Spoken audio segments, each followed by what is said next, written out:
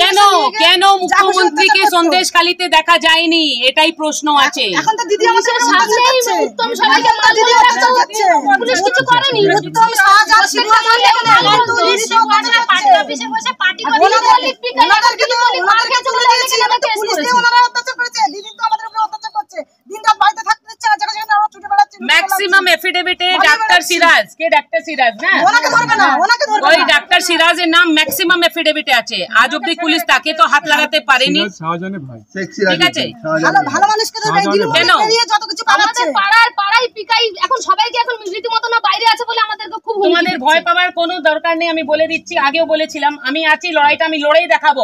এক ইঞ্চি পিছনে কেউ হবে না, এক ইঞ্চি কেউ আমরা মিথ্যাবাদী না বলেই প্রত্যেকটা রাজ্যে আমরা ঘুরে বেড়াচ্ছি আমাদের এই কথা নিয়ে যে আমরা মিথ্যাবাদী না। দিদি আমাদের মিথ্যাবাদী বারবার বলেছে, আমরা এইটা নিয়ে যাচ্ছি। আর ওনারা বলছে আমরা টাকার বিনিময়ে এসব করছি, কারণ টাকা মানুষ খাটলে রোজগার করতে পারে। ওই 2000 টাকার বিনিময়ে আমরা এইসব কাজ করছি না। আমরা বারবার করে এইটাই প্রতিবাদ করছি। দিদি বারবার বলছে আমরা 2000 টাকা দিচ্ছি, 2000 টাকা ওনারা এসে টিএমসি নেতারা এসে আমাদেরকে লাখ লাখ টাকার ইয়ে দেখাচ্ছে, বলছে আপনাদের লাখ লাখ টাকা দেব, আপনারা গিয়ে আমাদের ইজ্জতের দাম মুখ্যমন্ত্রী 2000 টাকার সঙ্গে তুলনা করছে। এখানে যারা আছেন তাদের মধ্যে কি এফআইআর করেছেন নাকি মানে মৌখিক? আরে এদের এফআইআর কে নিবে? এদের এফআইআর কে নিবে? থানায় ঢুকতে দেয় না, এতগুলো ব্যারিকেড লাগিয়ে রেখেছে, এরা কি করে এফআইআর করবে? দিদি আজকে কথা বলছি, আমি একদম পরিষ্কার বলছি, এখানের এই পুরো মামলার যাঁচটি সিবিআই করছে, ঠিক আছে? তোমাদের পুলিশের মুখ দেখা দরকার নেই।